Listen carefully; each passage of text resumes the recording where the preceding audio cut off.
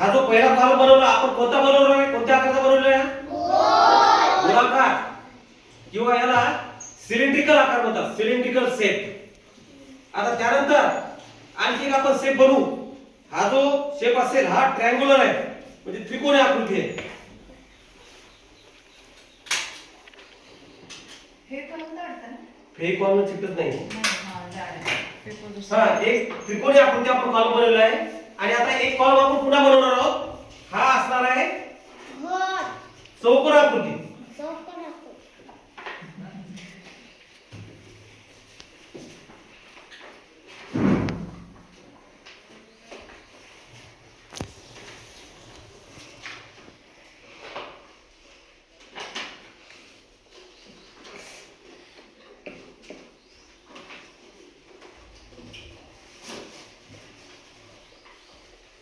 आपण सगळ्या प्रकारचे कॉलम तयार केले तिथे. चौकोन आकृती कॉलम सुद्धा बनवलेला आहे, गोलाकृती कॉलम सुद्धा बनवलेला आहे. तुम्हाला माहिती आहे की तुमचं घर बांधताना कॉलम हे कोणत्या आकाराचे असतात रे? पिलरचे कॉलम कोणते? हे जे कॉलम असतात तुमचं घर बांधताना, हे कॉलम म्हणजे कसे असतात तुम्हाला लक्षात यायला लागला? जमीन खोदतात, खड्डे करतात आणि या खड्ड्यामध्ये मुळात फाउंडेशन करतात.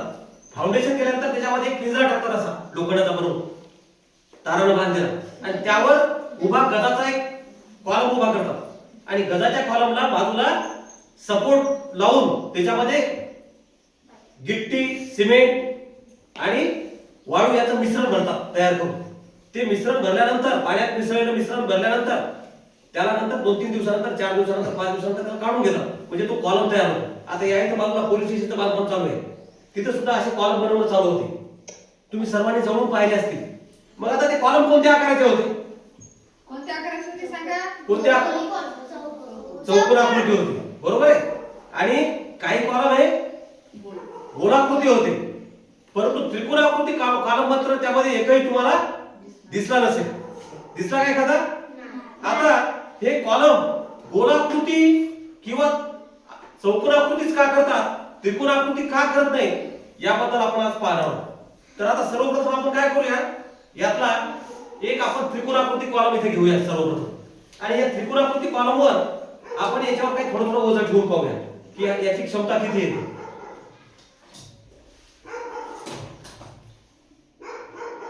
पहा कोणत्या लेवल पर्यंत हा दम धरेल आपण पाहूया.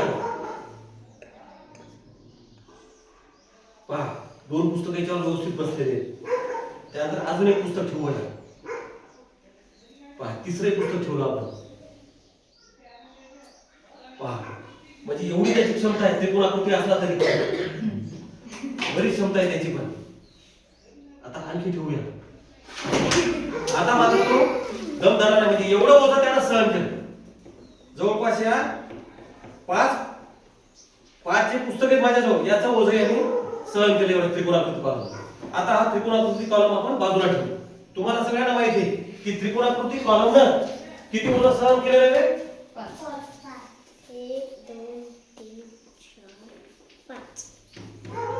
किती? 5 वस्तूंचं ओझं सहन केलेलं आहे.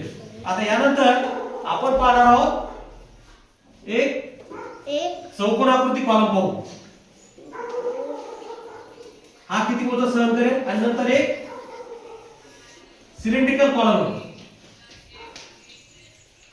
हा किती ओझं सहन करणार आहे आपण पाहणार आहोत. आता आपण काय करूया, हा चौकोनाकृती कॉलम घेऊया आणि आता याच्यावर पुन्हा आपण एक एक ठेवून पाहूया.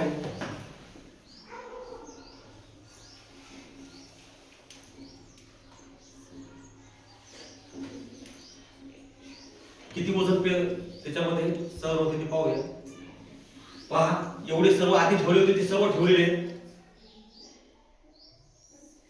आणखी ठेवलेले आहेत.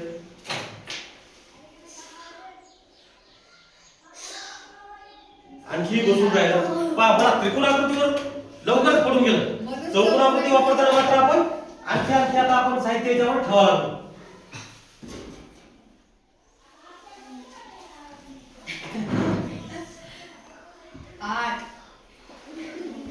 याची क्षमता वाढलेली आहे. याची क्षमता वाढलेली आहे कॉलमची. मग चौकोनाकृती कॉलम काय करतात समजायला लागलं तुम्हाला आता?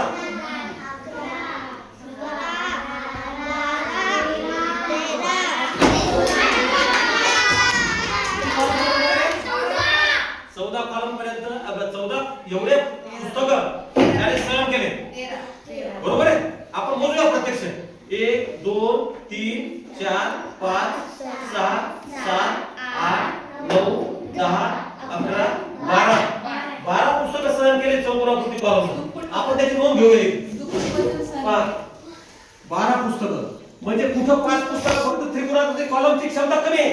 5च पुस्तकं त्याला सहन झाली आणि चौकोनाकृती कॉलमने 12 पुस्तकं सहन केले. आता हा गोलाकार जो कॉलम आहे तो किती सहन करतो तो पाहूया आपण. त्याची स्ट्रेंथ काय, त्याची ताकद काय ते आपण पाहूया. चला आता पुन्हा एकदा आपण कामाला लागूया.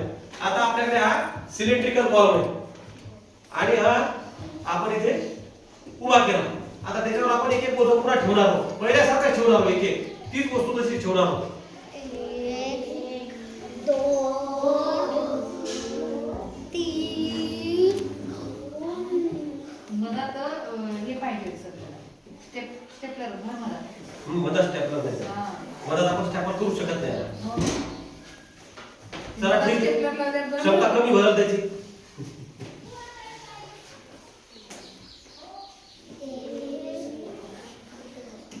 मदत स्टॅपलर पाहिजे होतं पण नाही झालं. पण आपण तरी पण ठेवून पाहू.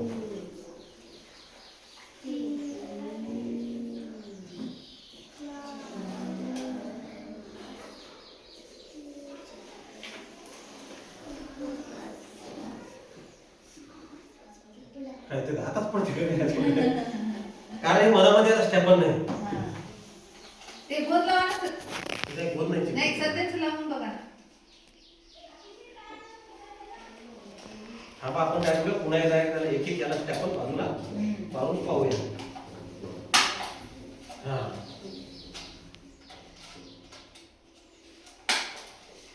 तर ठीक आहे. म्हणजे याला स्ट्रेंथ काय होऊन राहिला माहिती का, मधात त्याला जरा ढिला पडलेला आहे. पुढे त्याची स्ट्रेंथ जरा कमी होऊन राहील त्याच्यामुळे.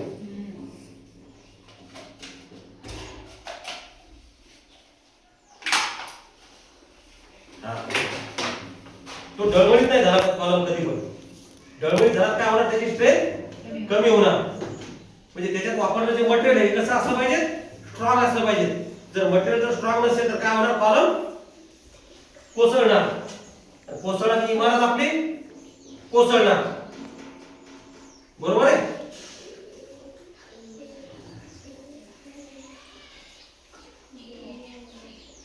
मजा. 2 2 3 4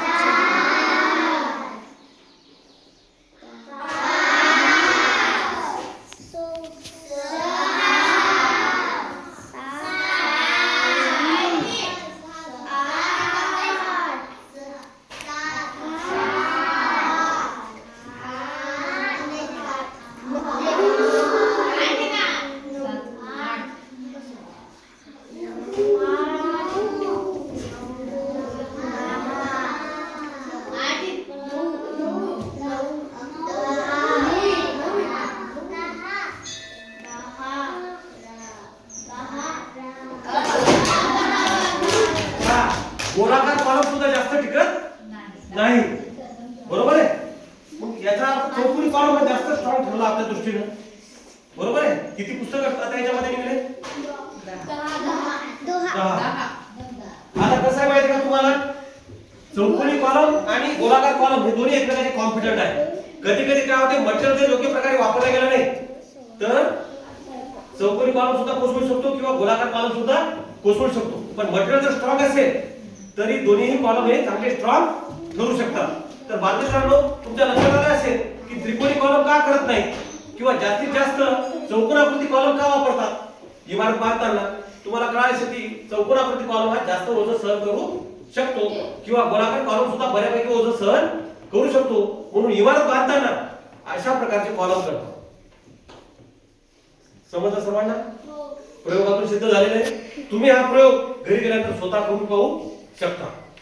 जर तुम्हाला पुढे चालून इंजिनिअरिंगला जायचं असेल त्यावेळी तुम्हाला याचं डिटेल नॉलेज मिळेल. इंजिनिअरिंग मध्ये हेच असते की कॉलमची क्षमता कशी वाढवायची, त्याच्यामध्ये कोणते पदार्थ वापरायचे किंवा किती mm चा गज वापरायचा, कोणत्या प्रकारचे सिमेंट किती प्रमाणात वापरायची, गिट्टी किती टाकायची, त्याचं प्रमाण असते, रेशो असते. त्या रेशो मध्ये ते पदार्थ त्यामध्ये जर वापरले त्याप्रमाणे जर कृती केली तर तशा प्रकारचं स्ट्रॉंग मटेरियल तयार करून फार मोठ्या मोठ्या आकाराच्या इमारती बांधता येतात, फार मोठ्या मोठ्या आकाराचे पूल सुद्धा बांधता येतात. तुम्हाला सुद्धा मोठं होऊन जर इंजिनियर होत असाल कोणी तुमच्यापैकी तर तुम्हाला सुद्धा या गोष्टी करायच्या आहेत. मोठे पूल बांधायचे आहेत, मोठ्या इमारती बांधायच्या आहेत, खूप चांगले मोठे रस्ते बांधायचे. पण त्यासाठी आपल्याला आतापासून नेमकं काय केलं पाहिजे या दिशेने प्रयत्न करण्यासाठी हा एक छोटासा प्रयोग आज आपण पाहिलेला आहे. धन्यवाद.